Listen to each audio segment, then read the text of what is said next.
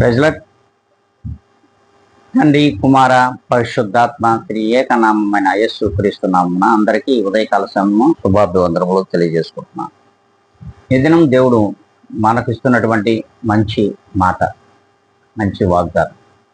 అది యోహాను రాసినటువంటి మొదటి పత్రిక 3వ అధ్యాయము 18వ లేఖనం.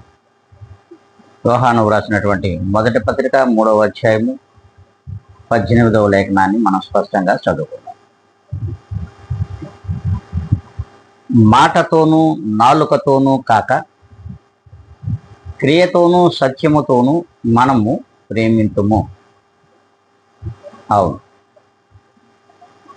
పైకి ఒకటి మాట్లాడతాం, లోపల ఒకటి దాచుకుంటాం.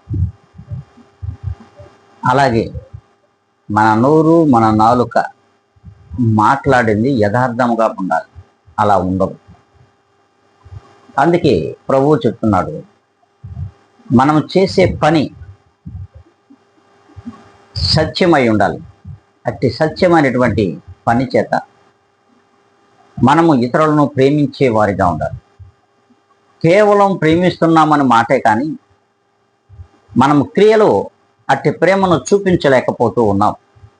అందుకే ప్రభు ఈ దినమున మనందరితో మాట్లాడుతున్నాం. ఇక ముందైనా సరే మీరు మాటతో కాదు, నాలుకతో కాదు, క్రియతోనూ సత్యముతోనూ ప్రేమించే వారిగా ఉండండి అంటున్నాడు. మరి ఉందాము అనుకుంటే ఈ ఉదయకాల సమయంలో అందరం కూడా తలలు ఉంచుకుందాం, కళ్ళు మూసుకుందాం, ప్రార్థనలో ఏకీద్దాం.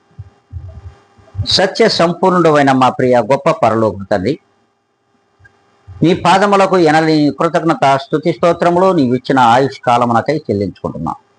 ప్రభా, ఈ దినమును చూడలేని ఎన్నో ఆత్మలు గతించిపోయినాయి. వారికంటే మేము శ్రేష్ఠులము కాదు, యోగ్యులము కాదు, అర్హులము కూడా కాదు. అయినా కేవలం మీ ఉచితమైన కృపచేత ఈ లోకంలో మేము జీవిస్తూ మీ నామాన్ని స్మరిస్తూ ఉన్నాం. ప్రభా, ఇదిగోనైనా మీరిచ్చినటువంటి ఈ మంచి మాట, అవును, మా యొక్క నోటి ద్వారా, నాలుక ద్వారా కాకుండా